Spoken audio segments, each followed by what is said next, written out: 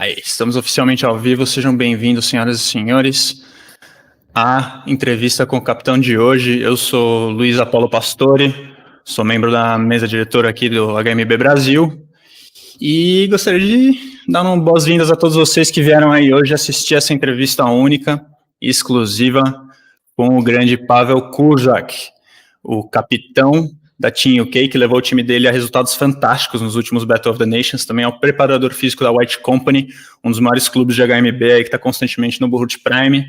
Gostaria de convidar vocês que estão assistindo a se inscrever no nosso canal, que está trazendo cada vez mais conteúdo de HMB aí, e também, se possível, ajudar a gente no nosso Patreon, que a gente está precisando de toda a força que a gente puder de vocês aí, nossos queridos seguidores e espectadores.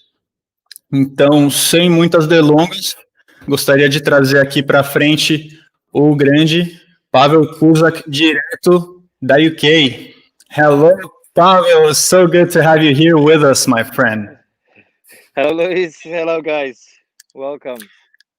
Okay, so the purpose of this talk is to introduce you, well, the more hardcore HMB fans, they know you already, but we want to introduce you and your story to here to the Brazilian public and the Brazilian fighters. So maybe we could start off by you telling us a bit about your story, getting involved in HMB. I'm aware that you weren't initially as in as you are right now. I've heard you've made a lot of sacrifices to be where you are and get the results that you did. So tell us a bit about your story in that regard. I started 6 years ago. In 2014, I went. A friend of mine showed me a documentary on BBC Three. It was called The Nightclub, and the Team UK was getting prepared for the Battle of the Nations 2013. So I've watched it late 2013 and got involved early 2014. I got involved with one of the groups. They were preparing for Trogir, and there was something weird there. That they were not really ready. I've watched these guys, and like most of them didn't have equipment. They were talking about going to World Championship, etc., etc. But I'm like, how are you going to fight? You've got nothing. You don't really know much, and so on. I literally, one of the first trainings, I started teaching them.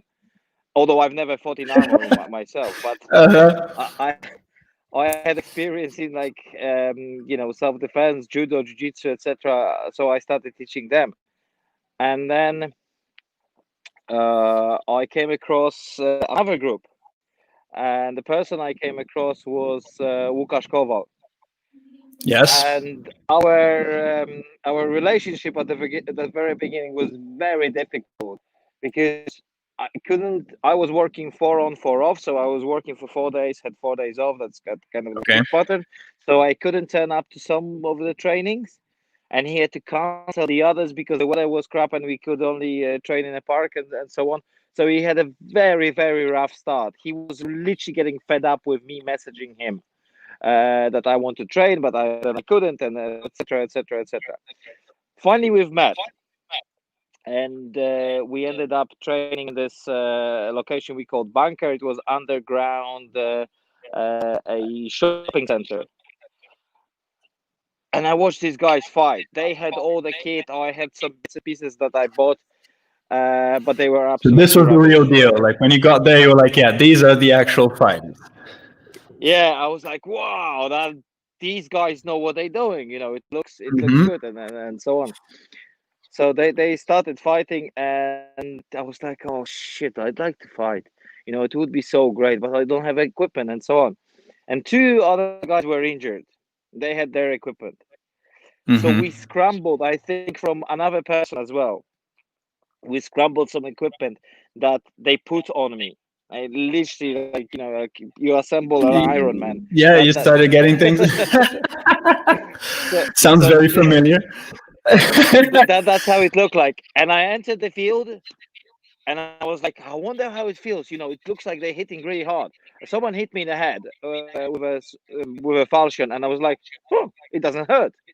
And then I punch and hit another guy. I'm like, whoa, that is so great. So yeah, from that moment, I was fully on. I was just so hooked in on that. As time went on, one of the best fighters in that group got injured. He couldn't fight, and I was fighting a couple of tournaments fully dressed in his equipment, and it was top quality gear and so on. Maybe it wouldn't survive on the field right now because it has moved on a little bit, but back then it was really excellent equipment. And I was really lucky because I got into fighting really quickly. I didn't have to wait for my equipment. Mine was coming in, and I had someone's borrowed equipment that I was fighting in. Yeah, all the logistical aspect was already taken care of. Just put it on and fantastic. Yeah, exactly. So that was brilliant. And as time went on, we were initially involved in. I'm not sure if I can mention the name. Well, we were involved in IMCF, right? Okay. And simultaneously, in the very first year when I went to IMCF, that was in Malbork in 2015, we went to Battle of the Nations in Prague. And as much as IMCF, we had a huge success. I mean, silver, gold medals, etc. When we went to Prague, we got absolutely slaughtered. Needless to say, we met with Partizan 1. Russia won at that time. Yes. In group stages, they handed us our asses back on a plate. We beat the other teams, but we met Partizan again. The ladder was constructed in such a way that you would meet the team that you lost to again. It was a little bit pointless because it was known that, well, how can you win against them if you just lost? So they basically kicked our asses. 21v21 was a horrific experience because we had very few fighters. Lots of them either got injured. Our national captain at that time faked injury. And this was your first 21 versus 21, I suppose, ever, correct? Yeah. And lots of injured players. The captain faked an injury. Now that's very comforting. So yeah, it used to be a very colorful character, but he liked the drama on the field, and he was injured a week prior to that, nearly died, rose from the dead, and then nearly died in Prague again. So, well, what can you do? Button stories. And I always say my first Battle of the Nations was a horrific experience. I was absolutely shattered. I got my ass kicked, but I loved it. So I guess it takes, I don't know. So some people would say, like, well, how can you love this sport after such an experience? Yes. I don't know. There was something in this. I never want to feel like this again.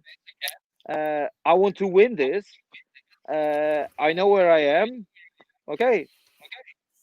Let's start training. That's the mentality of the warrior, right? Like once you reach that wall, you either say, this is not for me, and you just leave, or you're like, I really want to break this wall, and what do I have to do to break it, right?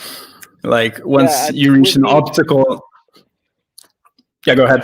And I usually use my head to when I meet the wall, I usually use my head. So. Ok, just so I translate it briefly here for the Brazilian public.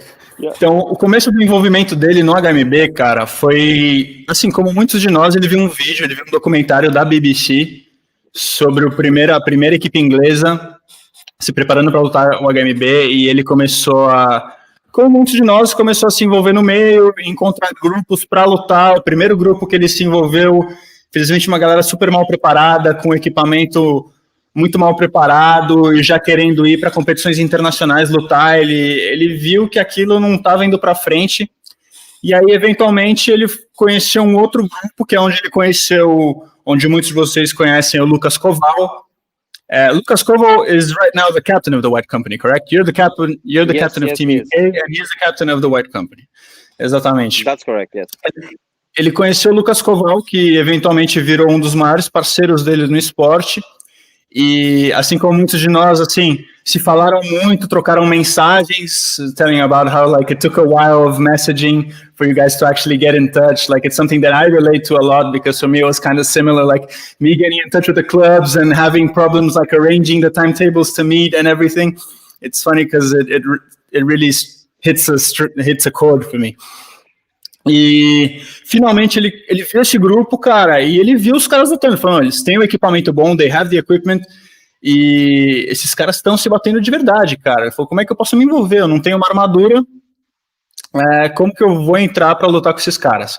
Eventualmente, 2 caras se machucaram no clube, e eles começaram a fazer o que muitos de vocês já viram aqui no Brasil, que é, pegar todas as peças que eles podiam para colocar nele, telling how, like, you scramble the pieces together so you could actually go in and fight. And it's something that we relate to a lot as well, because it happens, like, especially like in the beginning of Brazilian HMB, like, we're still in the beginning technically of Brazilian HMB. It's still like, we're still starting the movement, but in the very beginning, it was so hard to get equipment. It's still hard today for us to get equipment. So we're always like, if something gets broken, if some straps get off, we always have to scramble and find what we can get to dress our fighters to fight.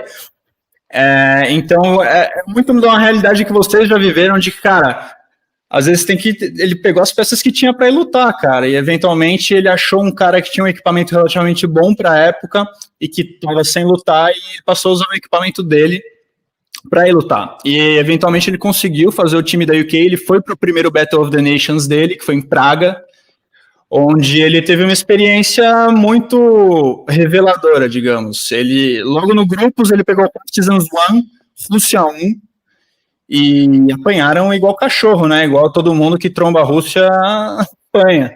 Primeiro Battle of the Nations, logo de cara, first Battle of the Nations, like right in the start of the group stages, boom, facing the Russia 1 is a very, very tough experience, very revealing experience, I must imagine. Like, he came up against the best, cara. Logo de cara caiu contra os melhores, só que é aquilo. A experiência, a derrota que ele apanhou no primeiro Battle of the Nations dele foi exatamente a chama, foi o que acendeu a chama dele para o esporte para melhorar. Correct me if I'm wrong, like your first Battle of the Nations was the experience that you needed for you to say, like, this is what I really want to get better at and succeed. No, it became, in a way, your driving force, like, correct? Yes. I mean, the fact that we got beaten so badly was a signal for me. All right, this is serious. This is not the sport, because in IMCF, you know, not many people know that, but I won my first ever gold medal on, like, international stage in IMCF in halberd duels, and against the Spanish, the finals. Yes, against. I've seen the photo. I know the photo. That tournament, I was first ever fighting with the halberd. So now imagine, it's first time I ever used a halberd. And you get the gold medal. And I get the gold medal. Although it was a great achievement for me, I was like, hold on, something is wrong, right? Yeah, like, I just started the sport and I'm already going into international tournaments, and I understand. So something didn't fit right, frankly, apart from Jose, the fights were not that tough. Of course, the fight with Jose lasted for 7 rounds. It was exhausting. We were both. Draws are always exhausting. Like, when then you're like, oh. I understand. Let me just fill in this IMCF chapter that I kind of briefly skipped through.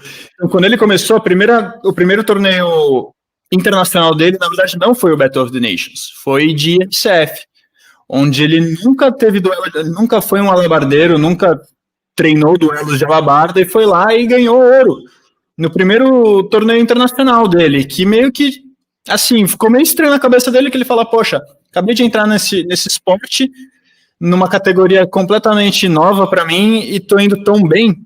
E aí, logo na sequência, the Battle of the Nations was after the IMCF, correct? Yes, a week later. Uma semana depois, ele foi pro Battle of the Nations, e foi lá onde ele viu que o lago é bem mais fundo e o buraco é bem mais embaixo, e foi lá onde ele realmente apanhou forte da Rússia, como qualquer apanha. So yeah, I just wanted to put this brief IMCF chapter because I skipped through it. So then you met your first true obstacle in the Battle of the Nations, and where do we go from there? Well, we had this federation in UK, which was kind of weirdly set up because on one there was not many of us. There was this preoccupation with growth, recruit, and I was kind of with it, like yes, we need more fighters, we need more. So we were really like pulling people in, convincing them to join, and so on. Another Battle of the Nations in Prague, we are already slightly better. We kind of giving out fairly good fights, but there was no cohesion in the team one. Team two was like loosely scrambled together, etc.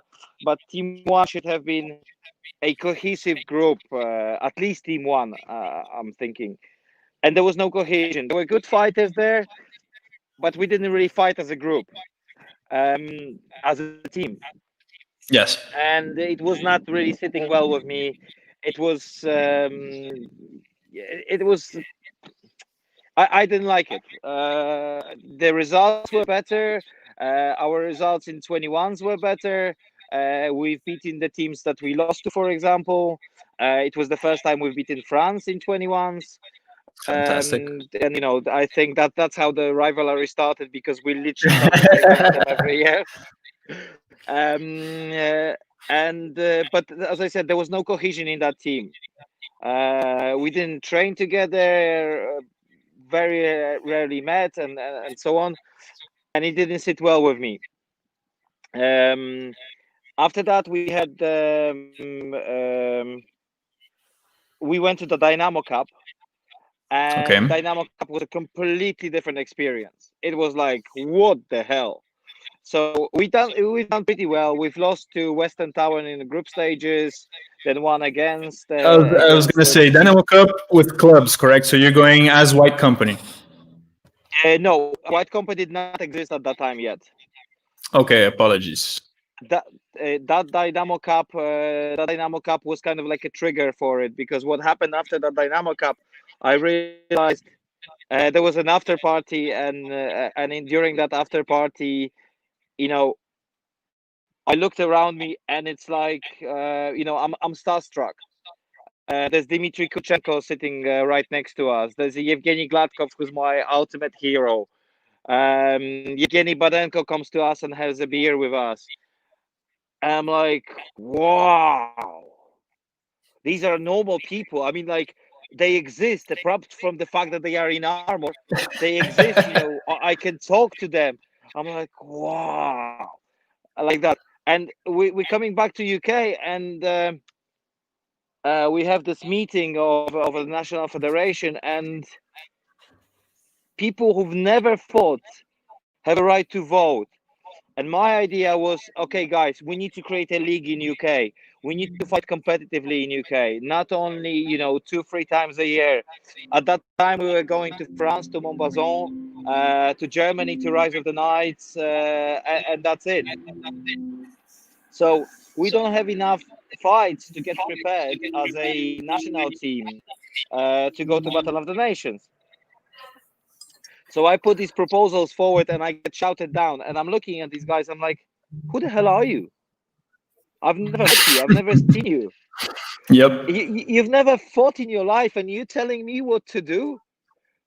Yesterday, I was shaking hands with, the Yep, with everyone who's anyone. Yep. Exactly. And like, who the hell are you? And that was the moment when Lucas and I and a couple of the other guys, we decided, okay, it's time to go. And so we left the National Federation, and we became public enemies #1 at that stage. I can imagine. There was so much hatred that then poured out on us, which we didn't care about, because for us there was one thing: we want to fight. We didn't think about organizing another federation. We didn't think about having any control over the national sport. National sport was not our thing. For us, it was okay. Let's gather some people who want to fight, who are the same like us. They don't care about formalities. They don't care about recruitment. They don't care about the growth. All we want to do is fight. Nothing else matters. Just fight. That's very simple. So a couple of Excellent. other guys Let me joined just us. stop this Yeah. chapter right here before we go on to the next one, Yeah. because now it's starting to get interesting. Então tá, a gente encerrou mais ou menos onde eles encontraram a primeira grande barreira deles, que foi no primeiro Battle of the Nations, que eles atenderam uma semana depois de terem ido super bem no IMCF. E aí eles voltaram para UK para meio que arrumar um circo dentro de casa, né? E foi aí que eles começaram a recrutar muitas pessoas. E, ao mesmo tempo, paralelamente a isso, foi quando eles começaram a ir em torneios de clubes em volta da Europa. E foi depois do primeiro Dynamo Cup deles, onde eles sentaram e conheceram os grandes lutadores, que na época, né, todos os grandes lutadores vinham da Rússia e do leste europeu, e de repente ele estava sentado com os ídolos deles, os caras que eles viam assim, super bem nos torneios, estava trocando ideia com os caras. E foi aí que eles voltaram para UK e falaram, bicho, a gente tem que focar em lutar, cara. Uma das grandes problemas, eles foram para mais um Battle of the Nations, tiveram resultados melhores, assim, ganharam da França, ganharam de times que a princípio haviam ganho deles, mas algo não sentou legal com o Paweł, porque ele sentiu que por mais que a seleção, por mais que o time UK tinha bons talentos individuais, o time não era coeso, não estava trabalhando como uma equipe, entendeu? E isso não estava sentando muito legal com eles. A ponto de que ele, voltando para UK, ele queria uma galera que lutasse com regularidade, que estava mais preocupada em lutar do que em qualquer outra coisa, do que em fazer o esporte crescer, do que recrutar gente, do que qualquer outra história. Só que aí ele se deparou um impasse com a própria federação dele, que estava, de certa maneira, preocupada em alavancar uma marca, ao invés de fato, erguer um esporte. Ele começou a buscar gente, principalmente junto ao Lucas Koval, buscar gente primariamente focada em lutar, porque a partir do momento que você tem atletas bons, seu esporte começa a ganhar uma credibilidade, né?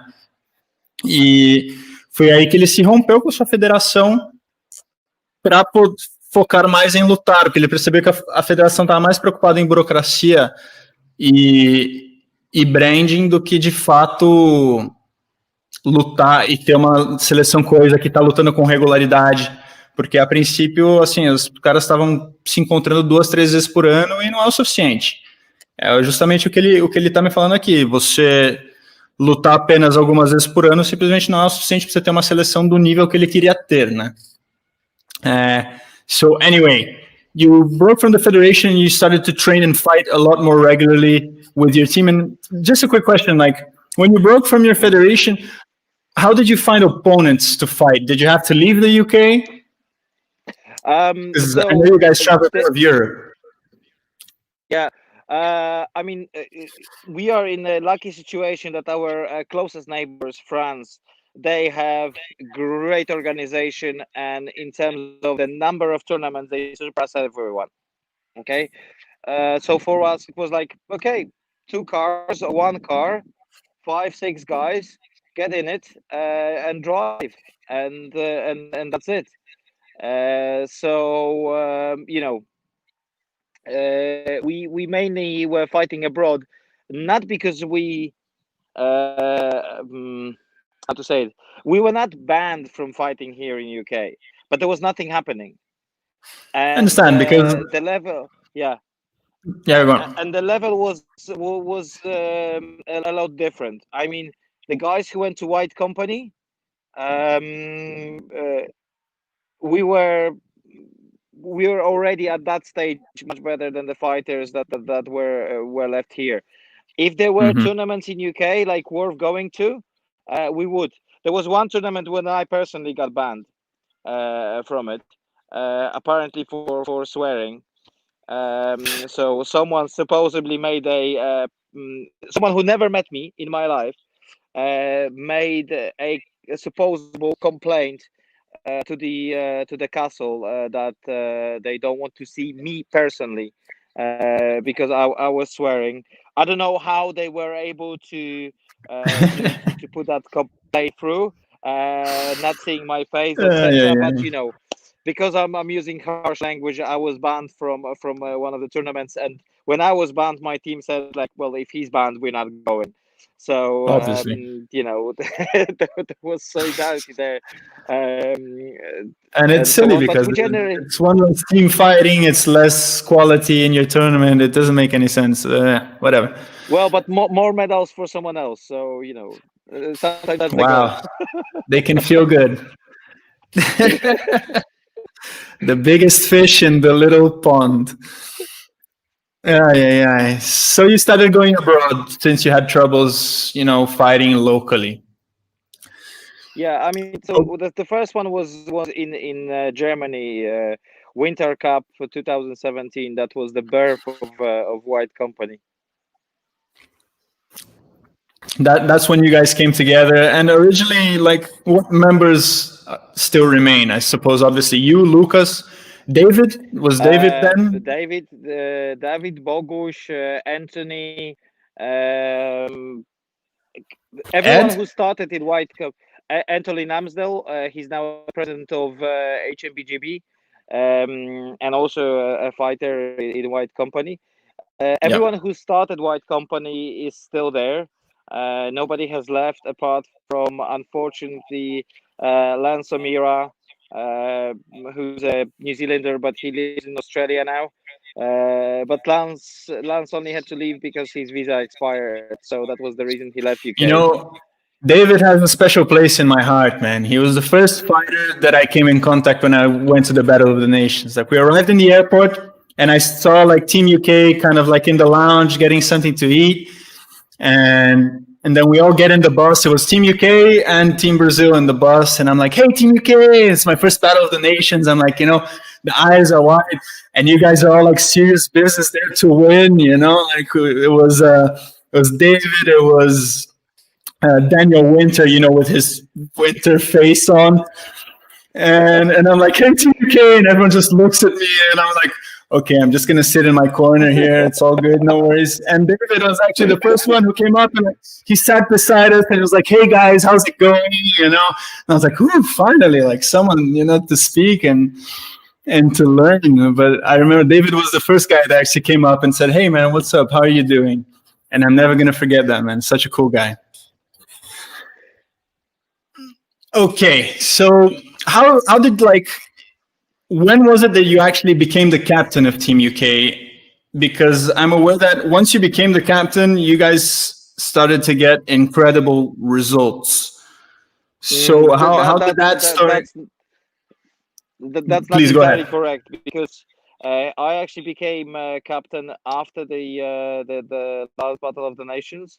So the captain of Team UK was Daniel Winter. So after Serbia, you became the captain? Yes. Or yes. after? So I thought you were during Serbia. I thought you were already the captain. Apologies. No. So during Italy and during Serbia, I was this kind of there was no official position for me, but I had a lot to say, simply because Daniel is a fantastic captain, and he's a great organizer. He's got a great mind for it, but he's maybe not the most expressive person, and I always have a lot to say. I understand.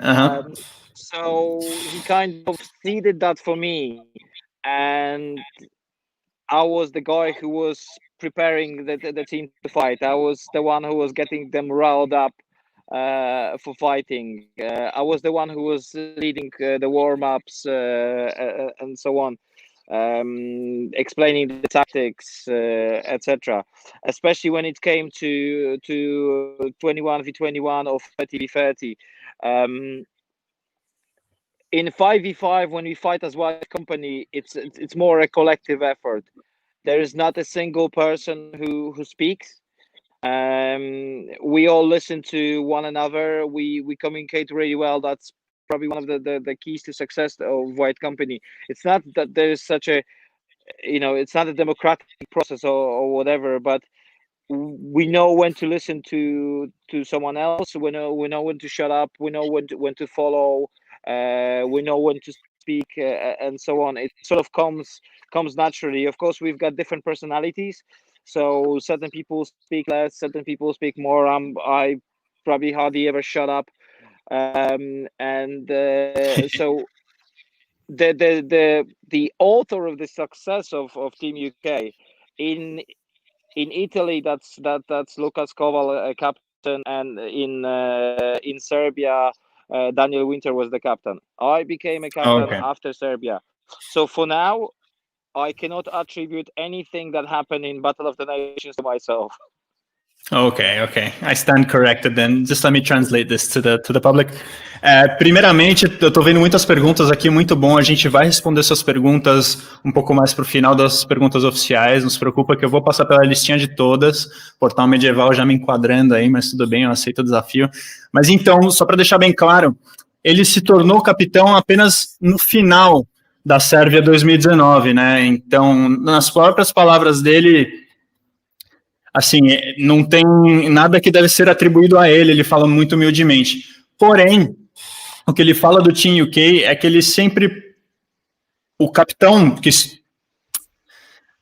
que sempre foi, que é o Daniel Winter, ele sempre foi muito bem organizacionalmente. Ele sempre manteve o time em ordem, mas quem animava o aquecimento, quem fazia o alongamento, quem era a pessoa mais vocal no time, sempre foi o Paweł, e que também, por exemplo, a dinâmica muda muito dependendo de como é o time, porque, por exemplo, quando a UK luta 5 contra 5, que é essencialmente o time da White Company, ele sabe que todo mundo já tem essa experiência, todo mundo sabe quando falar, todo mundo sabe quando ouvir, todo mundo sabe quando o que tem que fazer, então é uma comunicação muito mais natural. Porém, agora, de fato, ele é o oficial capitão da Team UK. Okay, and... Sorry, just let me correct one thing. Because now, no, absolutely. Go ahead. Sometimes I keep forgetting who was who. So, sorry, Lukas Kowal was a captain during the Battle of the Nations of 2017 in Barcelona, Spain. Okay, Barcelona. Became, In Italy? In Italy, it was Daniel already. And in Serbia, it was still Daniel as a captain. Daniel stepped down afterwards, and I took over that position. We had elections, and I was chosen. So yeah, but still, as far as captains goes, it's not my achievements whatsoever. I was only the mouth behind it, not the mind. Ok, só uma correção então. Em Barcelona, o capitão de fato era o Lukas Kowal, parceiro dele da White Company. Na Itália, chegou a ser o Daniel Winter, e na Sérvia também, novamente, foi o Daniel Winter. Ele fala que, assim, desde que no assunto de capitania, o crédito todo vai para o Daniel, ele era apenas a boca do capitão, a mente, de fato, era o Daniel Winter. Então, aí, dando a moral onde ela é merecida. And... in Serbia, you guys managed to find fantastic results. You got a couple of silver medals, if I'm not mistaken, and a bronze medal. And one silver, 2 bronze. 1 silver, 2 bronze. Sorry, I got it the other way around. Still fantastic results. And what do you think you guys changed in order to achieve those results? Did you guys, I mean, between Italy and Serbia, did you guys change something in your regime? Did you guys started training more regularly? I mean, outside of White Company, you know, these other fighters that are not necessarily White Company, because I know you're a team of 5, you guys train regularly, you guys are already super cohesive as a unit. You said it yourself, people know when to talk, when to speak, when to listen, etc. How did you incorporate the athletes outside of White Company into becoming a solid, cohesive team and to getting the results that you did in Serbia? So the main change, I think, happened in White Company because In Italy, during the Battle of the Nations, we actually approached Daniel and Ed and asked them to join White Company. They were not originally members of White Company, but we've spoken to them, and we actually used to fight quite a few times. White Company against teams where Ed and Daniel were, and it was usually ending up with 5-2. So basically, 5 guys from White Company dishing out the beating for poor Daniel and Ed, who, 2 against 5, it's not gonna happen. So they were the last 2 guys standing, but we had hard time bringing him down. So we decided, okay, if these guys are, that's let's fine. Bring them in. Let's bring them in, and they did come. And to be fair, White Company would not be where we are if it wasn't for them too, and they would not be the fighters that they are if they haven't joined White Company. So that was mutually beneficial thing that happened, and yeah, I mean, we both benefit from it, and I'm much better fighter thanks to these 2 guys being in White Company, and they are much better. So that their development skyrocketed when they joined us, and our team got much better when they joined us. So that's one of the things. So that's for 5v5. In terms of 12s and in terms of 30s, I mean, let's start with 30s. So with 30s, we had a great alliance. I'm not going to hide that. We fought together with Belarus. We kind of forged that bond during Dynamo Cups, fighting together with Siabre. And we carried it over. We created a coalition, UK, Belarus, Israel, and we also had 1 or 2 guys from Latvia. If I'm mistaken, I think, yeah, 1 or 2 guys from Latvia. If I've mistaken that, please forgive me for it. I mean, especially them. We'll not hold it against but you. they've joined us as well, and that was a huge, huge boost for the team. The guys from Belarus, extremely experienced, medalists in 5v5, medalists in 21s, etc. They were the great addition to the Team UK. And also, in terms of 30s, we were kind of riding on that wave of what happened in Italy. That was incredible boost. That last fight, the 3rd place playoff, that was an incredible boost for us. 12s, it was a new format, but as White Company, we already had experience of it because we fought it twice before. 2 Dynamo Cups, we fought in that format. And other teams did not have that experience. So when they were faced with such situations, brand new format and so on, for us it was easier than for them. Probably that's why we got so far. Probably one of the best fights Team UK have ever given, which is UK against Belarus in semi-final when we are down to, I think, 11-7. So Belarus has four people advantage, and we win 4-0. I say we, but I was watching that fight from the floor because I was one of the first ones to fall.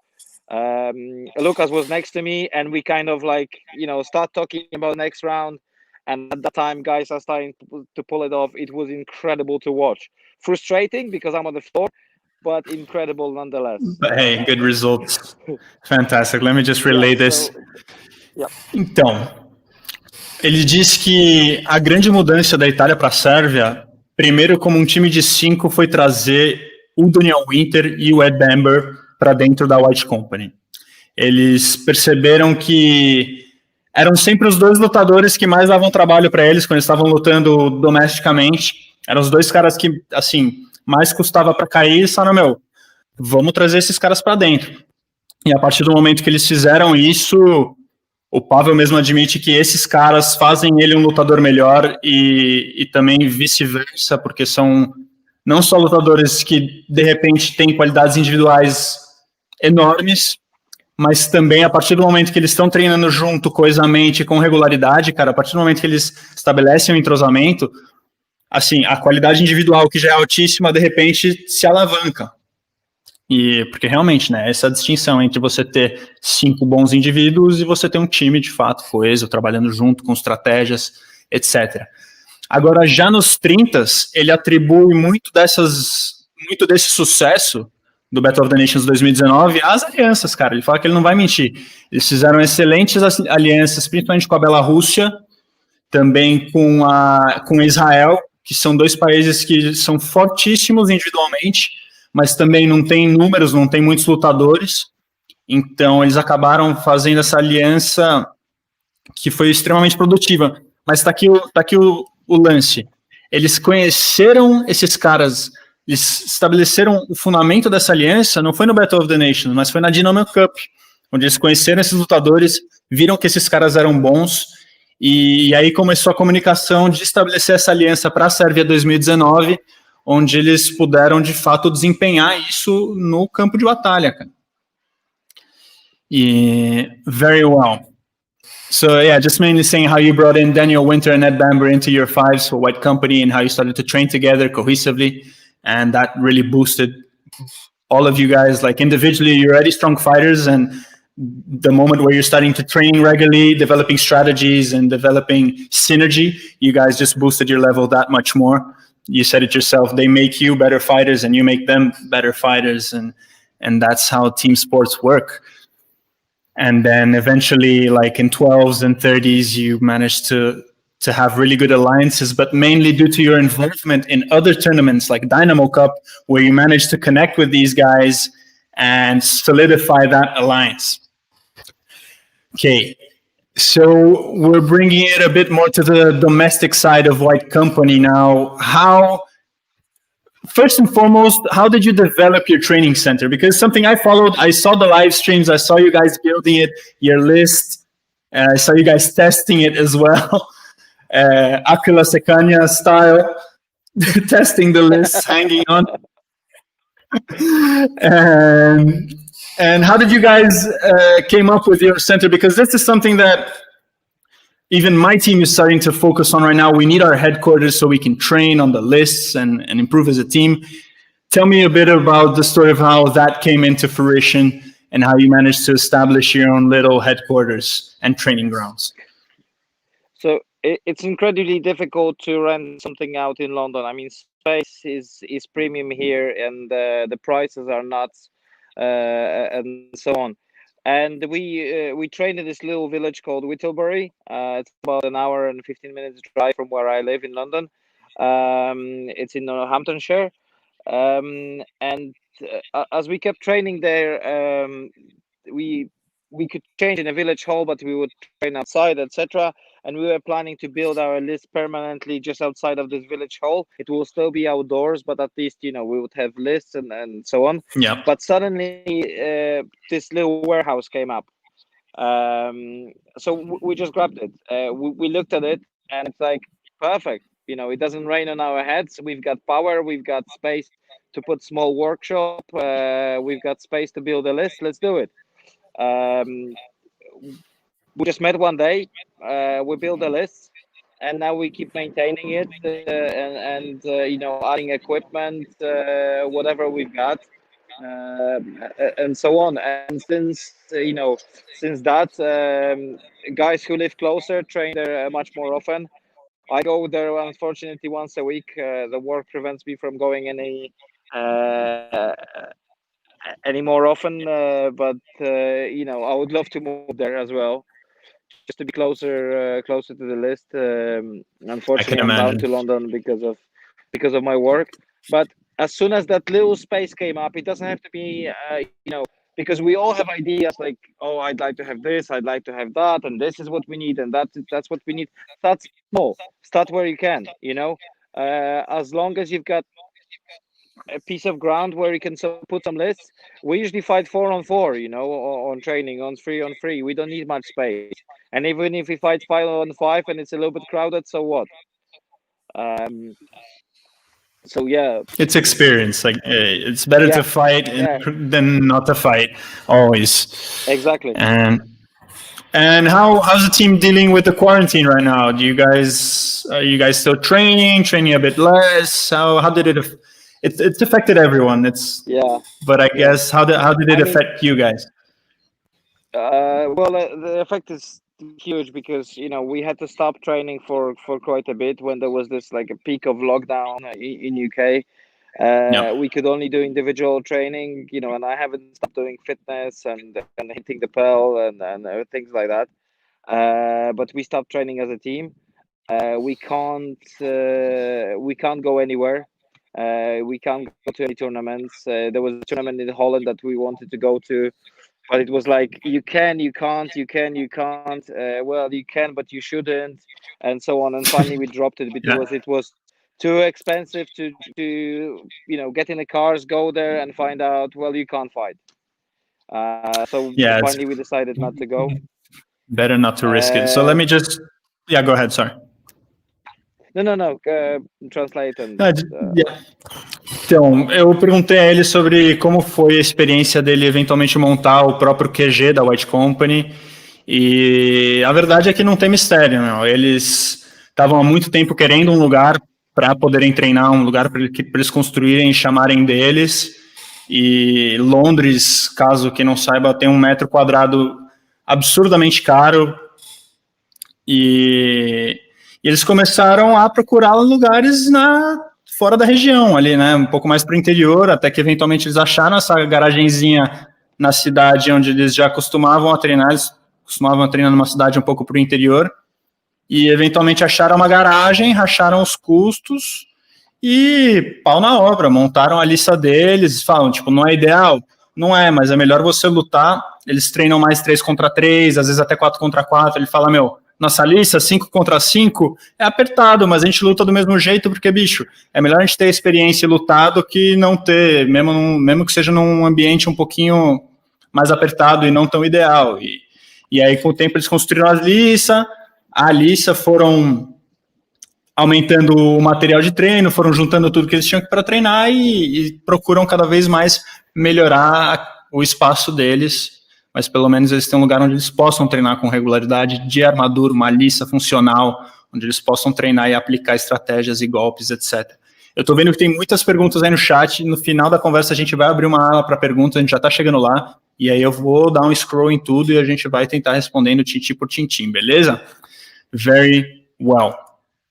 And now I think we're already reaching like nearly the end of our talk. I don't want to hold you for too long, but mainly before we get into the public questions, I just want to ask you, and you have the famous saying, Paweł, don't reinvent the wheel. What is your advice for countries like us, like Brazil, that we have a lot of difficulties, especially geographically, because we don't have access to fighting very good teams. Like we can't just like hop in a car and fight a French team or you guys, or because right now Europe is the hub of HMB. We try our best to learn from videos, from talks with people like you, from like sometimes Ukolov's material, everything that we can. Like we're very eager to learn. What is your advice for us to develop ourselves and our teams, even though we have these very particular difficulties? Like, because we do try our best to get involved in the international scene. And so if you'd have any advice or insight in this, we would be very, very grateful. Like, even if it is to train amongst ourselves, which we try and do as much as we can. Do you have any words of encouragement, perhaps, for us?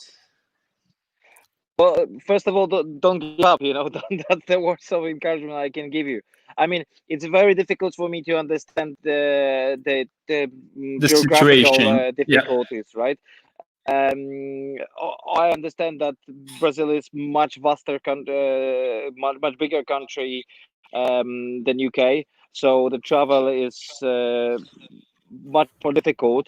But the only thing I could say, either try to find a hub somewhere where it's kind of even for everyone to travel to, but still try to meet, because if you only train within your own team, it's great, fine, and so on, but every now and again, I don't know, every 2 months, you need to try to meet with other teams, meet, fight, and so on. If you can meet with guys from Argentina or guys from Mexico, I know it's North America already, and I've got no idea how it is with travel. But if you can, do it. You don't necessarily have to come to Europe. Of course, you would benefit more.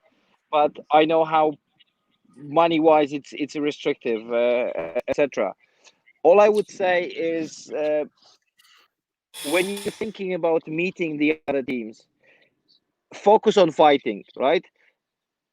From what I notice, people focus quite a bit on the social aspect. There's this, we'll meet with them and we'll spend time this and that and so on. I know we say fight and travel, right? I've been to so many places and I haven't visited much, really. I've been in Moscow 4 times, right?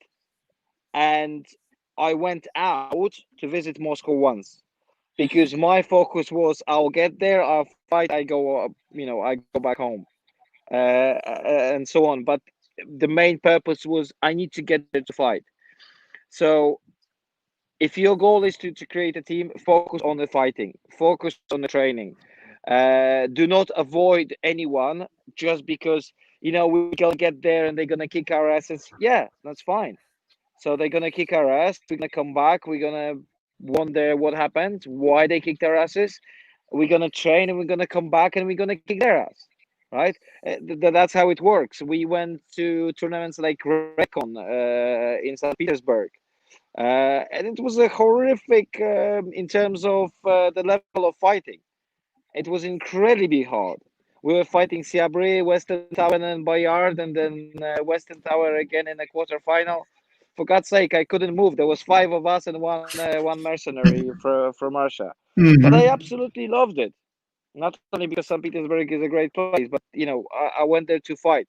So think how you can maximize the fighting.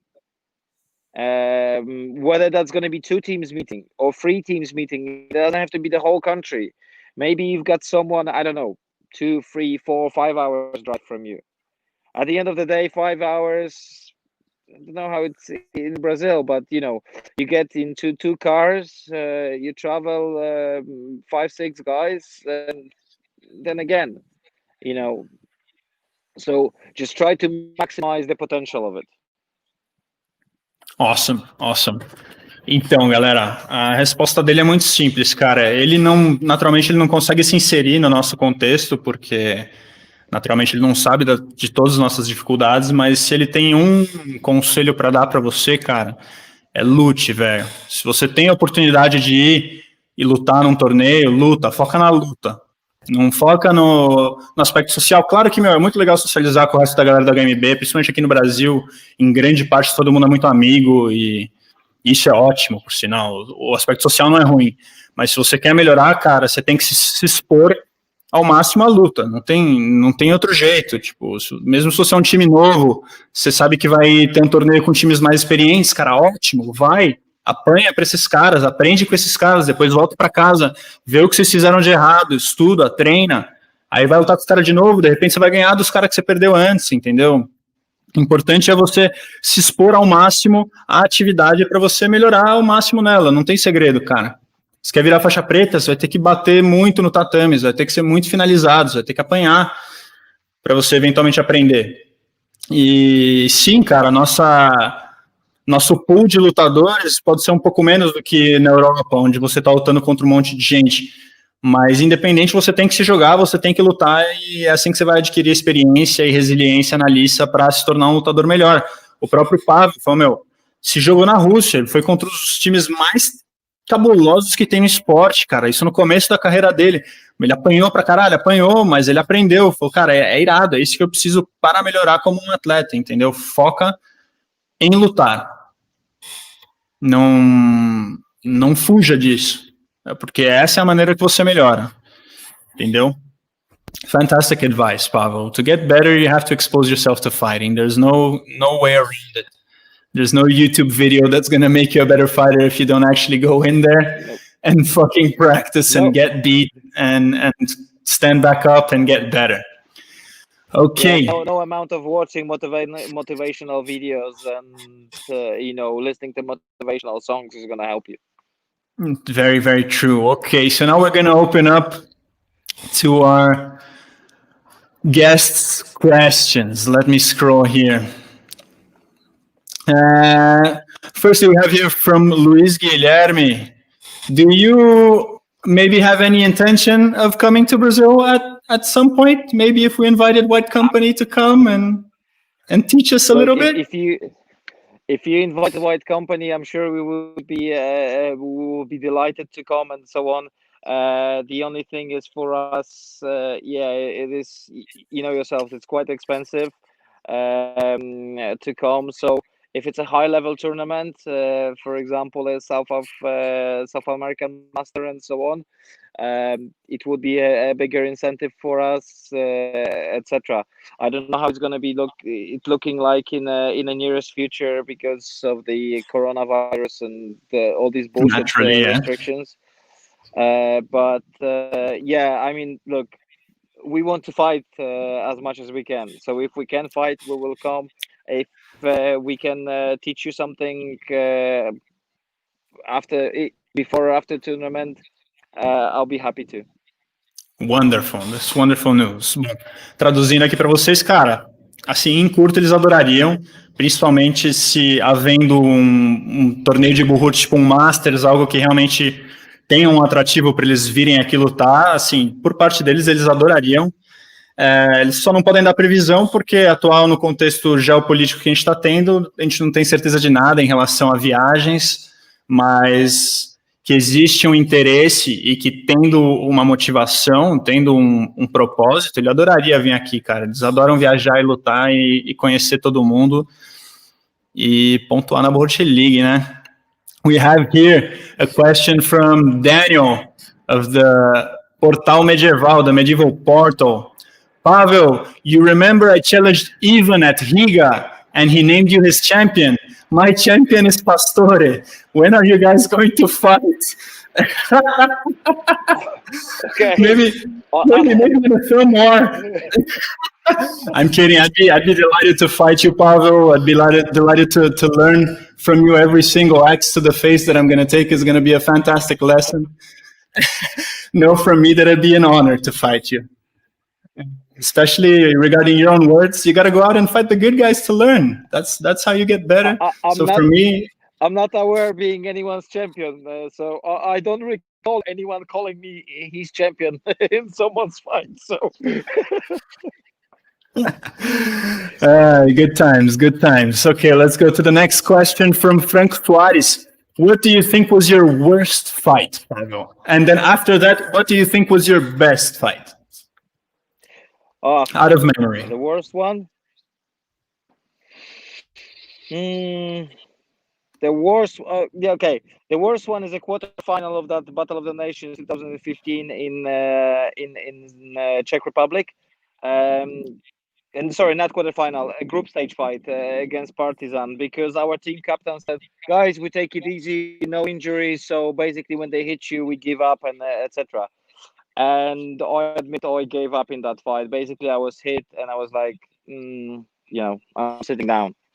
And that is still in the back of my head and I'm ashamed of it. And yeah, that's definitely the worst fight in my life. The best one? It's difficult. There's quite a few which I really enjoyed. So the 21. I mean, if you have a top 3 or top 2, it doesn't have to be the best. The 21v21 in Italy, because it was like a climax, the top of the top. The fight that we lost to Aina Bera. I know it was a lost fight, but it was still pretty good. To Aina Bera in Barcelona, quarterfinal of Battle of the Nations. Win against Western Tower in Recon. That was pretty good one, and definitely the Prime and win against old friends on Prime, 2018, the first Prime, not the last one. Ok, então pior luta foi no primeiro Battle of the Nations dele contra o Partizan Zoom. Pensa, primeiro Battle of the Nations do cara, na fase de grupos, o cara pega o Partizan Zoom, Rússia 1, o time mais cabuloso que estava tendo na época. E o capitão já deixou bem claro, falou, galera, a gente não vai ganhar essa luta, se baterem em você muito forte, cara, só aceita, cai, não se machuca para não acabar com o seu torneio, entendeu? E aí ele foi lá, ele tomou uma panca que ele sentiu drama, e ele falou, puta, cara, melhor eu sentar. Só que para ele meio que fala que ele sente um pouco envergonhado daquilo e que talvez ele teria feito um pouco diferente hoje em dia. De longe ele considera essa a pior luta dele. Agora, melhor ele falou que tem muitos momentos, cara, mas principalmente na Itália, nas quartas de finais, 21 contra 21, quando eles conseguiram pegar uma medalha, falou que foi muito, muito, muito legal. E um par de outros torneios agora que não tá me vindo o nome na cabeça, mas torneios regionais onde ele ganhou de times contra o Old Friends, no Prime e também no Recon. Teve um outro torneio que ele gostou muito do desempenho do time dele, cara. Vamos lá para a próxima pergunta da Natasha Caroline, que eu sugiro que seja, se tem algum objetivo, eu suponho que seja, como atleta na HMB. Paweł, do you have any goals at the moment? What are your goals as an HMB fighter? Like, what do you have it right now in front of you that you want to achieve? It can be individually, it can be as a team. What do you have it right in front of you as a goal? Very simple. Win Dynamo Cup, win Prime, win Battle of the Nations 5v5 and 12v12 and 30v30. 5 gold medals. Ok. Bom. Muito simples, cara. Ganhar Dynamo, ganhar Prime, ganhar Battle 5x5, 12x12 e 30x30, cara. 5 medalhas de ouro é o objetivo monstro do Paweł. Man, I saw you guys in Prime. I was rooting for you guys so bad, but you had long fights against hard guys back to back, like Buhurt fights ending in the time. And I was like, it has to be killing them. It's impossible to keep fighting for so long against such hard guys. You had a really hard road. You had really, really hard brackets, man. It's top 10 teams, so if anyone is expecting an easy fight, it's just not gonna happen. It's true. Eu falei que até fiquei com dó dos caras do Prime, porque eles só pegaram luta casca grossa. It was like Western Tower, Old Friends, and you got like the three of them back to back, like very long fights. Yeah. But you guys did a great job, man. You guys did a fantastic job. I know you don't like getting in fourth, but considering the opponents you were up against and the particular road that you guys got, the brackets weren't easy.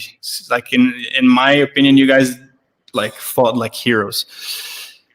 Falando que eles tiveram uma jornada muito difícil no Prime desse ano, porque eles tiveram o bracket mais difícil, de longe. Todas as lutas foram extremamente longas e difíceis, algumas até terminaram por tempo, coisa que raramente se vê no Buhurt.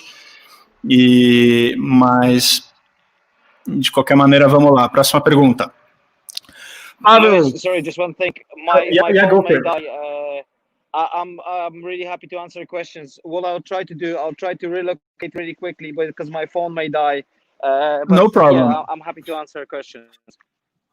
I mean, if it dies, don't worry about it. We will call it a day. We've already more than stretched our time. But I'll give you some time to relocate. If not, it's okay. No, we can keep talking. I can keep answering. Okay. I'm just gonna try to connect it. Okay, from Thiago Melo. Paweł, what is your favorite weapon? I love your one-handed axe. Yeah, at the moment it's definitely an axe, and I really like Falchion that I had from Lukas Kowal. It was made by Vitaly Griswold. That's the single one I've seen anyone else using it. And it's an absolutely fantastic weapon. Really heavy, but really effective. Yeah, you're actually having me consider going for an axe in Buhurt. I want to try it out. The single-handed axe seems like a lovely weapon. Seems like it's just a weapon that likes to swing itself, you know. It is a great weapon. It's got some disadvantages as well, because other fighters are allowed to grab it. So they can grab the shaft, but it's if you like me, you don't like to hit very often, but you like to hit hard, then it's a great weapon. Ok. Então, as duas armas favoritas dele é o machado de uma mão e o falchion. Ele disse que ele pegou um falchion do Koval, que é muito, muito bom, que ele adora usar, mas a arma primária dele é o machado de uma mão. Ele fala que os prós é que se você não gosta de bater com volume, se você gosta de bater com qualidade, é uma arma excelente, porém os contras é que o inimigo pode segurar no cabo do seu machado e eventualmente manipular ele contra você. So going on to the next question real quick, Paweł, what is your favorite competition, your favorite tournament? Do you have one in mind that you like more than others, or that you had a better experience?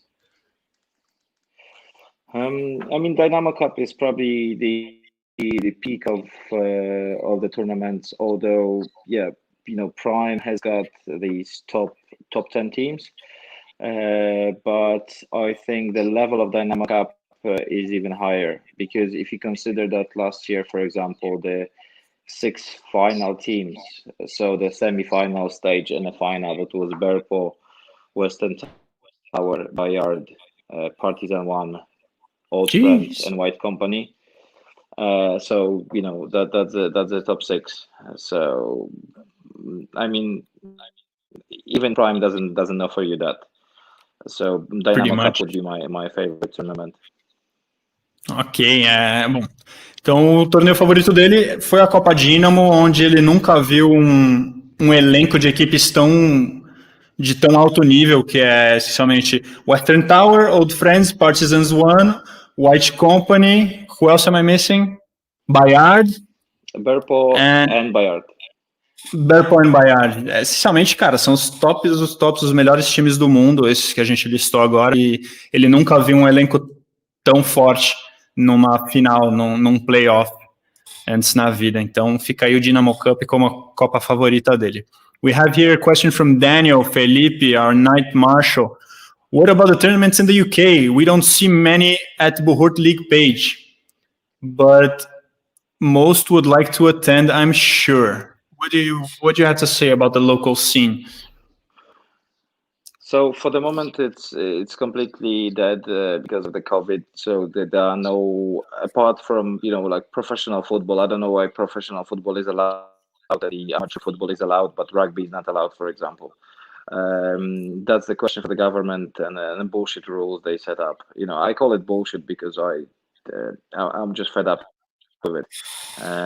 But let's not get into the whole COVID thing. But because of the rules, it's unfortunately dead. We have got in touch with some of the venues to actually organize it, and we want to organize some of the tournaments in UK. Whether many people are going to attend, well, that's the question remaining to be seen, because please remember, we're an island. And getting here is a little bit more difficult than just traveling between countries in Europe, but it's still possible, of course.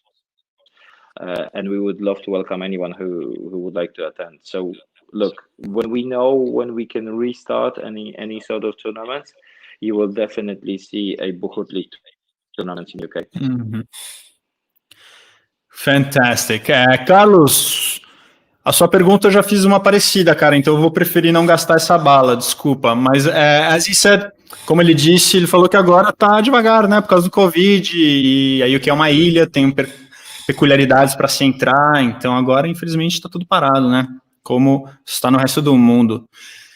Here from Luis Guilherme Valério, is there a new athlete that you recommend us keeping an eye on? Do you know of any up-and-comer, anyone that caught your eye? Like, has there been any new athlete that really said, oh, this guy I should keep an eye out, or that guy? Not it's really. okay. I would not be. It's okay to say no. I would not be probably able to name someone. Oh my God! Now you ask me. I know who are Nikita Vostrogin. From Nikita Vostrogin. Nikita Vostrogin. He fights in both Pepper Shah every now and again, and fights as well. I know he fought in Berpo a couple of times. He's a member of Club Bern anyway. Plus he fights in Monaco every now and again. So Nikita is a little bit, going here and there, but in terms of he's young getting involved. fighters, Nice. He will be probably one of the stars in the future. Então tá aí, Luizão. We're going to have a few more questions, guys. Como você vê aqui? How do you see the growth in Brazil, seeing that we have a few teams that are already starting to have decent punctuations within the Buhut League? What do you think are the aspects that we could get better? I don't know if that question makes sense to you, but go for it. Yeah, I mean, as long as you keep fighting, as I said that before, as long as you keep fighting and try to keep the level of the tournaments as high as possible, I mean, really get a lot of team involved, right? There are certain, I personally know a couple of teams that are like, oh, we're not going to go there because, we're not going to get many points and so on. And White Company has got completely different mentality. It's like, who's coming? Partizan, Berpo, someone else. We have to go. So on. Let's go. We're going, right? So just before COVID hit, there was supposed to be a tournament in Poland in Namysłów, which had Western Tower, Kniaz, Taurus from Ukraine, us, Denmark, Prague Trolls, and so on. And it was packed, absolutely packed. Strong, yeah. And we were really looking forward to it, and it got cancelled about a week before it happened. So it was really unfortunate. But that's the kind of thing that the kind of tournaments that bring it up. So keep the level of tournaments really as hard as you can, and keep participating in it. You may not win this year. You may not win it in 2 years, but you will only get better, right? If you're gonna keep it, I agree, somewhere under the wraps, it's not gonna happen. Bom, qual é o conselho que ele deu antes, cara? Se você quer melhorar, você tem que se envolver. Não é porque você não vai ganhar o torneio, não é porque você não tem chance de ganhar no torneio que você não deveria ir. Ele fala que tem certos times que têm essa mentalidade, tipo, a gente não vai conseguir pontuar, então a gente não vai. A mentalidade da White Company é completamente ao contrário. Os melhores estão indo, a gente tem que ir. A gente tem que se envolver. A gente tem que lutar, cara, contra os melhores e é assim que a gente vai melhorar. Ou seja, se exponha. Óbvio que não se exponha de maneira irresponsável. Tenha seu equipamento. Tenha certeza que você não vai se machucar a longo prazo.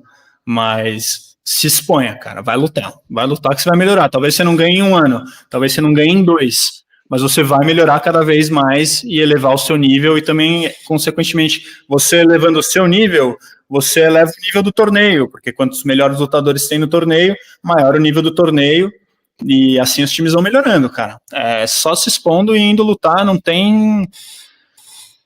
there's no secret formula. You have to work hard, you have to fight and learn from your defeats, and sometimes even until you start winning.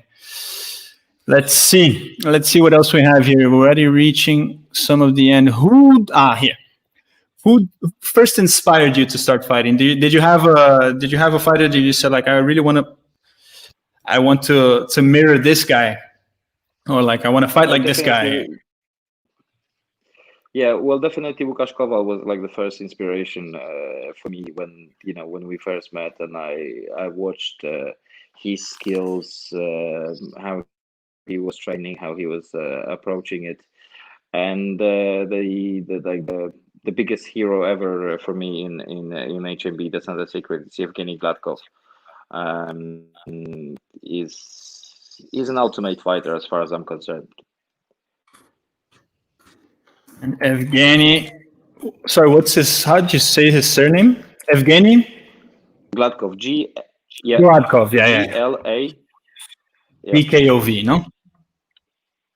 Yeah. Então, as duas maiores inspirações dele são o Lucas Koval, que é o cara que, inclusive, iniciou ele no nível mais profundo de HMB. Just correct me if I'm wrong. Lucas Kova was the one that actually introduced you into a deeper level of HMB, coming back to the story that you told me before, like before you're training with a team that had like so equipment, and then when you met Lucas, like you actually saw what an HMB team is with actual equipment, and they put it on you and you went to fight.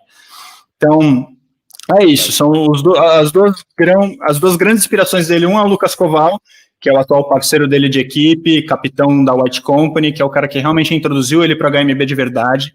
Porque antes ele tinha um time mais ou menos, que não tinha um equipamento muito bom, só que o Koval é o cara que pôs ele num time de verdade, que tinha armadura, que falou, a gente vai te equipar, a gente vai pôr você para lutar. E o outro é o Evgeny Gladkov, que é o cara que ele considera tipo o ultimate lutador de HMB, assim, o cara é um mito. Awesome, Paweł. Let's see here. In your opinion, is there a difference in equipment for beginners and experienced guys? Like, what do you see the biggest difference? There is no difference. I mean, there is no reason why, as a beginner, you should have a different equipment than an experienced fighter. You will learn how to tweak your equipment as you get more experienced, but you shouldn't start with something, oh, this is good because I'm only starting now, and once I get better, I'll change it to this. You know, it's not happening like that. I know that there is, for example, it was fashionable amongst Russian teams not to have a left forearm under the shield. But I think White Company has introduced a lot of armoring for them as well, because they were fighting with as little protection as possible, but suddenly that protection started coming back, or growing. So bigger spolders, for example, longer skirts, or longer brigantines, and so on, because we are infamous for hitting people at the ass, which is slightly, well, apparently it's frowned upon. But because it's legal, well, as long as it's a legal zone, exactly, as far as I'm concerned. So it's more a matter of you protecting yourself than anything else. Like, it's a legal target, you have to protect it. Yeah. I mean, if your ass is unprotected, well, you're in trouble. It's your own responsibility to take care of your own ass, right? Bom, como eu ia respondendo, ele fala que, cara, não tem muita diferença, assim, se você é um lutador novato, você deve procurar a mesma proteção de um lutador experiente, cara. Ele fala que tem lutadores que optam por menos proteção? Tem, mas aí é a sua própria responsabilidade. Ele fala que o White Company é notória por ter trazido um movimento de trazer mais proteção do que as pessoas estavam acostumadas a colocar, porque eles, de repente, estavam batendo você na bunda, no cox. Eles veem uma área desprotegida, é um alvo legal, eles vão bater, cara, porque tá dentro das regras. A proteção é a responsabilidade do atleta que tá vestindo. Então, não tem essa de choro, de tipo, eles falam que é tipo, é meio mal visto baterem na bunda, mas, cara, é um alvo legal, então cabe a responsabilidade do próprio atleta para se proteger, entendeu? E eu concordo plenamente com isso. Eu acho que a proteção tem que ser completa e você é 100% responsável pelo que acontece com você dentro da lista. We're going to have only like 3 more questions. Currently, which team do you guys find you have a healthy rivalry with? I sort of already know the answer to this question, but it's a question here from the viewers. Is there a team that you guys like are motivated to train to say like, yeah, we're going to destroy them? I mean, the only team that we have never beat, there are 2 teams, I believe, that we have never beaten, and it's Berpo and Bayard. So we're definitely motivated to beat these 2 teams. Bayard seems to step off a little bit last season, but of course they are the prime winners, and they were second or third, I think third in the last Dynamo Cup. So it's definitely a prime target for us.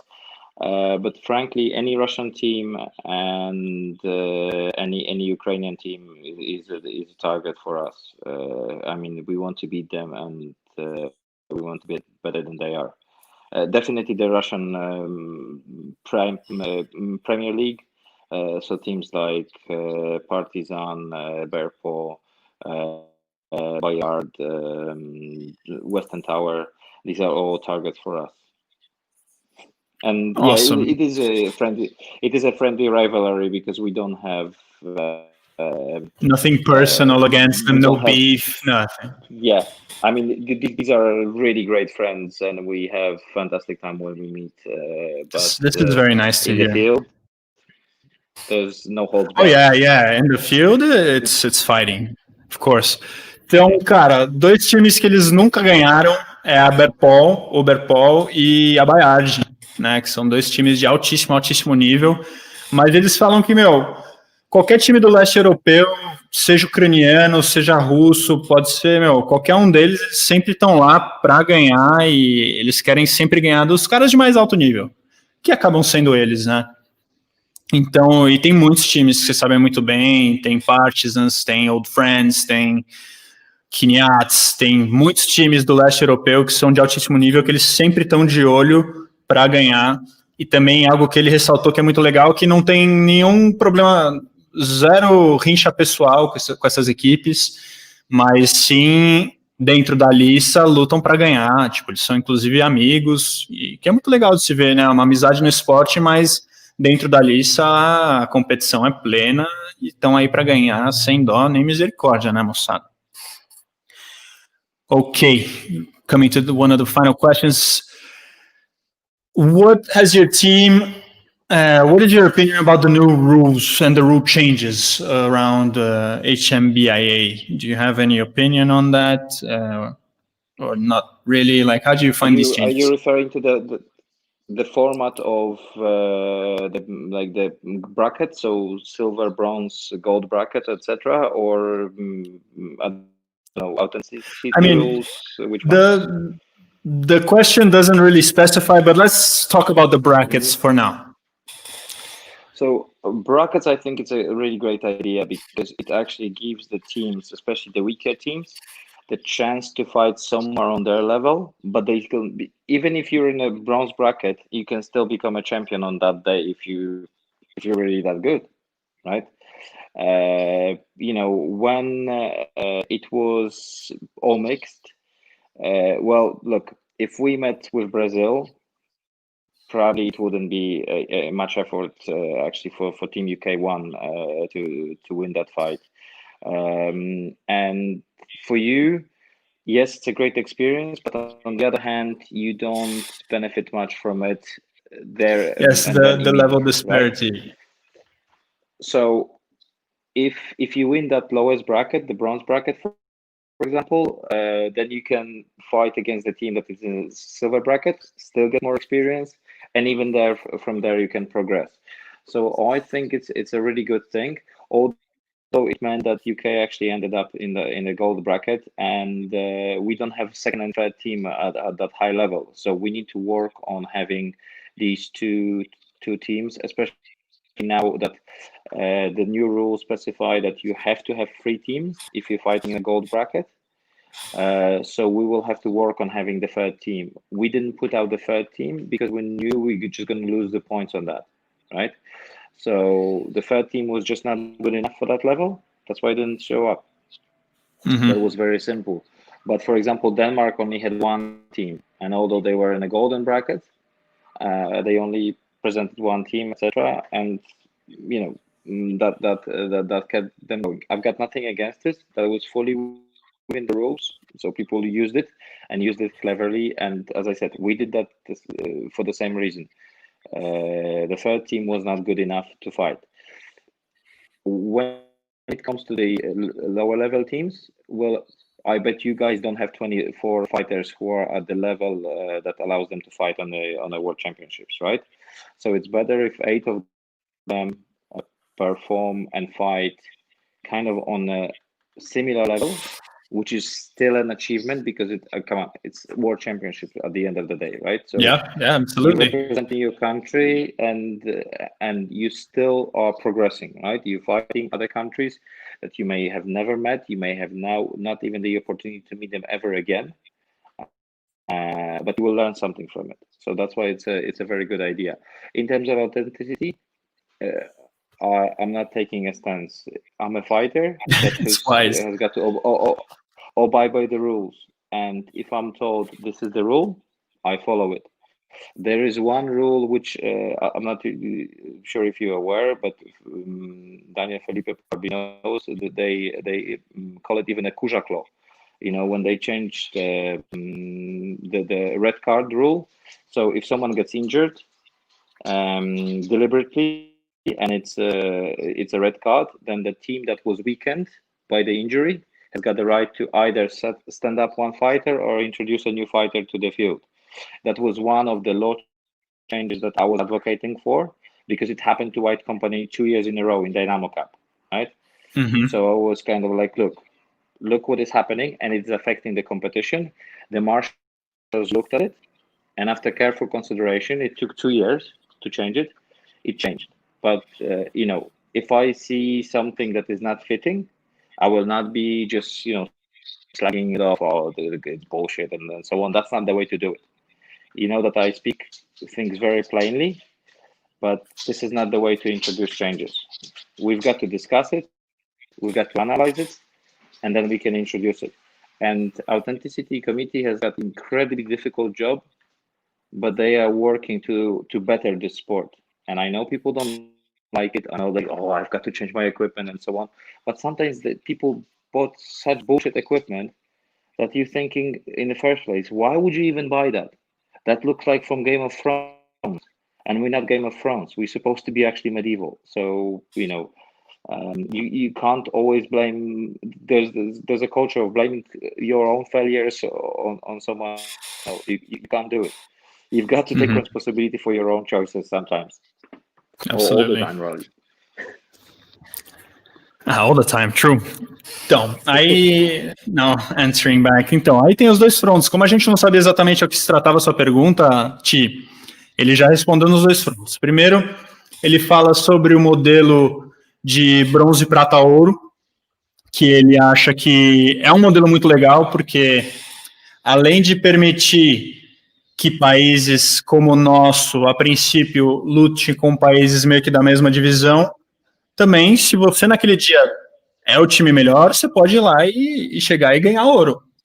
Você pode chegar e medalhar, se seu time realmente for o melhor. Tipo, você não está impossibilitado de ganhar, mas ao mesmo tempo ele te permite uma chance de competir contra pessoas que estão no seu nível, a princípio, né? Pelo menos nas primeiras fases.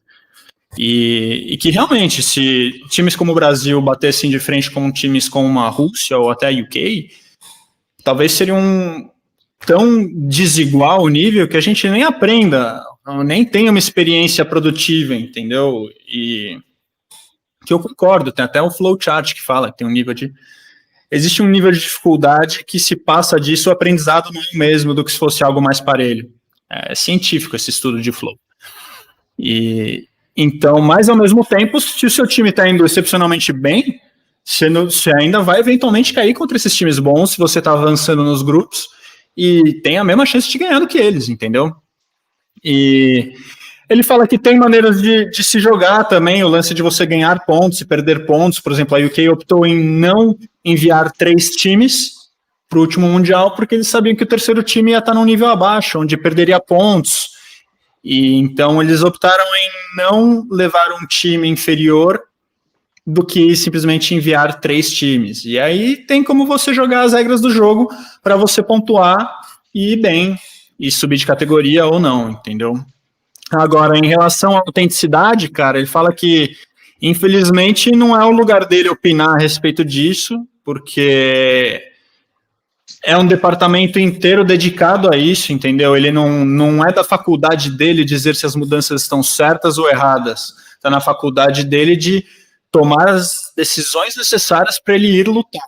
Agora, falar que todas as regras são sensatas? Não, inclusive ele foi responsável por uma lei, o Kurzak Law, que ele mesmo falou que ele foi responsável por mudar foi ele conversando, se organizando com lutadores e marshals, assim, tratando fazendo os devidos procedimentos para que essa regra fosse mudada, uma regra que se o seu time é lesado por um cartão vermelho, de que o outro time, ou você tem que pôr um a mais, ou outro time tem que pôr um lutador a menos.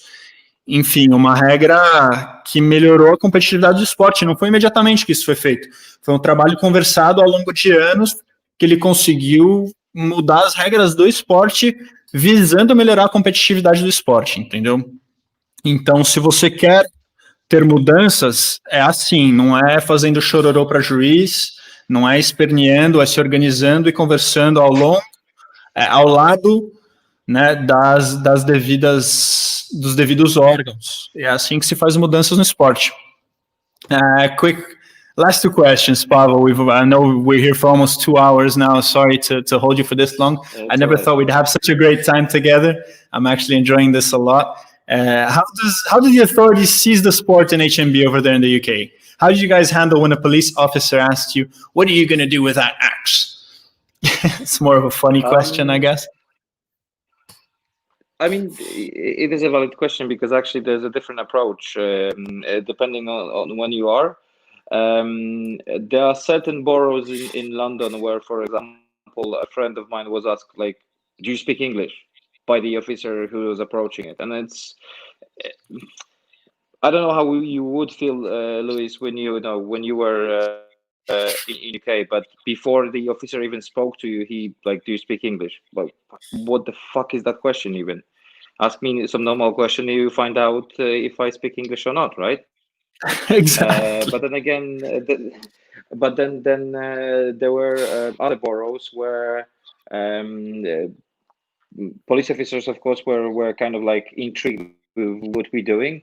But once we explained what we're doing, they were like, "Carry on, guys, great. Good luck," and so on. And we've met some other guys where we train, and they were really happy and helpful, etc. So in general, there is no problem. Of course, you cannot act like an asshole and start brandishing it, behave in a stupid way, etc. By law, we can have them. I can't walk on a street and carry it in my hand, but if it's in my car and I pull it out for training, etc., there is no problem. Plus, we mainly train with actually sticks, not weapons, because we discovered that it's you can hit as hard probably as with the weapon, but you actually save the equipment. The equipment. It was something that our team started to adopt as well. We learned it from you guys. Yeah, so fantastic. It led to that kind of training. There is no problem as long as you don't create one. Yeah, I agree completely. And my experience with law enforcement has been the same.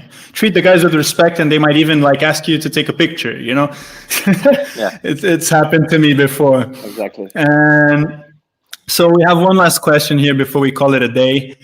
Do you think maybe in the future that you would allow a white company female team? Do you talk with the Swords of Cygnus? Do you guys train together? Is there like an integration thing or not really? Like, how does that sound to you? I know I have an opinion of really misogynistic,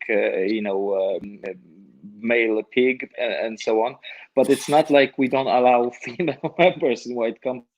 It's not like that, right? Anyone is allowed to join white company. Actually, we have 2 girls who are, I think they are technically members of white company because they are actually training with us, but they are part of sort of Cygnus when it comes to fights. So girls from sort of Cygnus come and train with us every now and again. I think they enjoy it. They come to the dual seminars that Łukasz is running and so on. So yeah, if sorry, I just saw someone posted that there's a Brazilian girl training in UK right now. Yeah, I'm aware of that. I think she's training with Invicta though. But as I said, white company trainings are actually open for everyone. So if someone messages us and says, "Look, I'd like to come for the training. They're allowed to come for the training. I'm we charge guilty. a small fee because Luis, you can come anytime you want. Honestly. Fantastic. I was so hyped when you allowed me to go. I was like, yes. Yeah, we charge a small fee because no worries. Because we pay to the we as White Company, we pay monthly for our gym. So if someone comes from the outside, we ask for a small contribution and so on. But anyone is actually allowed to train with us. Although, just be warned that I know about people who decided to leave the sport after they trained with White Company. They decided that for them. So just a fair warning, that's a disclaimer. That's the real deal, exactly.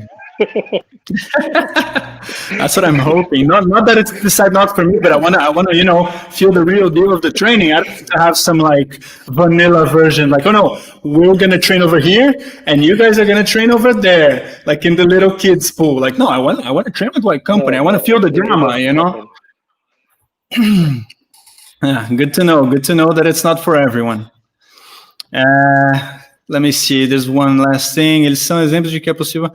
Now, just like the people in Brazil here they see you guys as legends because you're the ones that actually like made the Russians bleed, in a sense. Like you're the first guys from outside of the Eastern Europe that are really like fucking putting in the work and showing that, it's possible to grow and to become better and to actually show up and fight these guys like man to man. It's not like they are in a whole nother world. In any case, Paweł, thank you so much, man. It means a lot for Brazil that you're opening these avenues, not only to let us train with you guys, but to let us learn from you guys. We are developing the sport a lot here in Brazil. The teams are starting to show up. The armor is starting to become increasingly better, and the artisans are becoming better. The tournaments are becoming bigger, and hopefully we'll see you guys here competing, man, and know that we will do our best to make it as easy as possible for you guys to come down, and as worthwhile as possible for you guys to come down here and get to meet us in first hand. In all honesty, I would love to do that, and we would love to come. I know that there were talks about coming to one of the tournaments, but ultimately it was just a little bit too expensive for us. We completely understand. We always say it's a trade-off.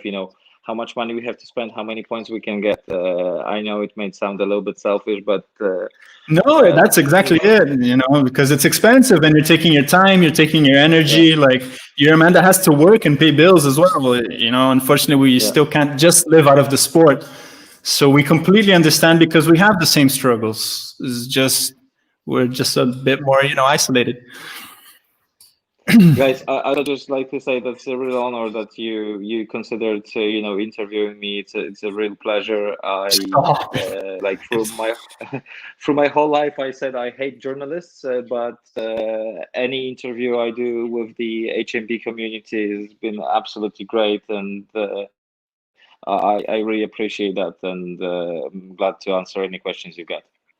Know that it's very mutual because we're not journalists. We're just fighters trying to learn from better fighters, people more experienced, people in the same crazy ass universe of fighting and armor. We share the struggles in a lot of ways.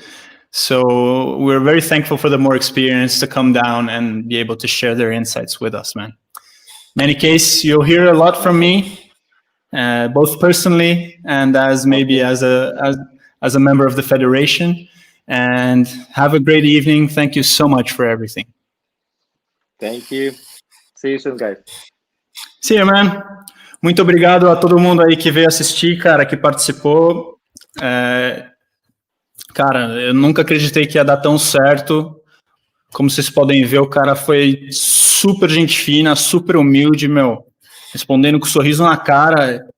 Eu, 10 minutos antes da entrevista, tenso, assim, sem saber como ia ser, assim, como que o cara iria responder, mas tá aí, Paweł Kurzak, super lisonjeado de estar aqui com a gente, de estar ajudando a gente, e é mútuo, eu mesmo falei, é completamente mútuo essa sensação de, porra, é uma honra ter o cara, é uma honra, cara.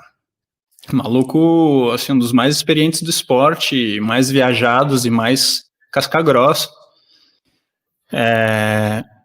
Se quiserem, depois eu posso até redigir aqui a entrevista, as respostas, mas acho que eu consegui traduzir meio que todos os assuntos da melhor maneira que eu pude.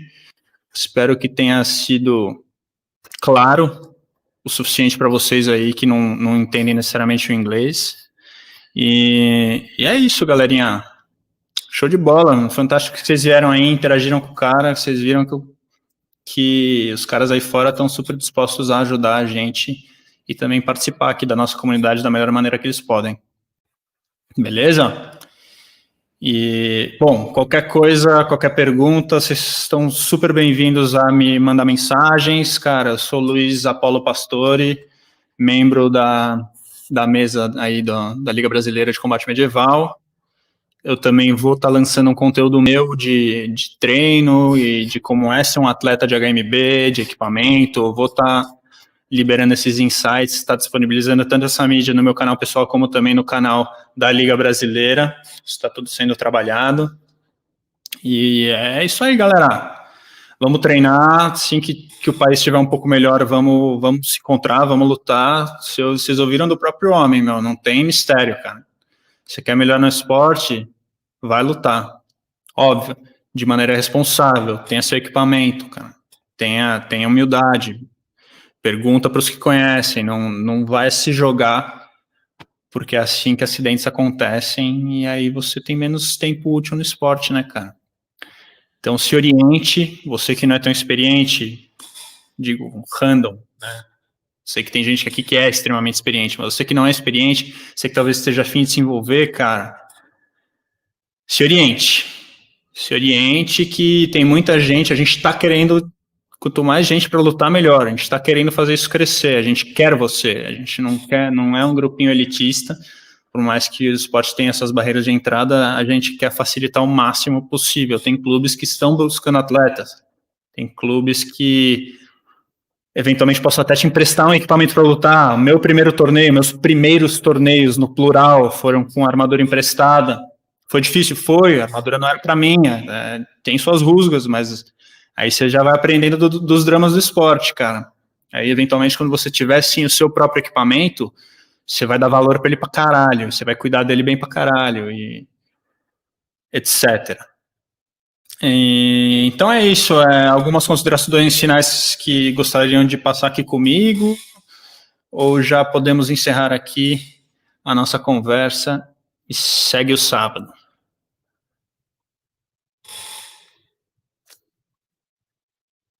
É isso, dou-lhe uma, dou-lhe duas, dou-lhe três e encerramos por hoje então. Agradeço a todos, gangue. Novamente, qualquer coisa,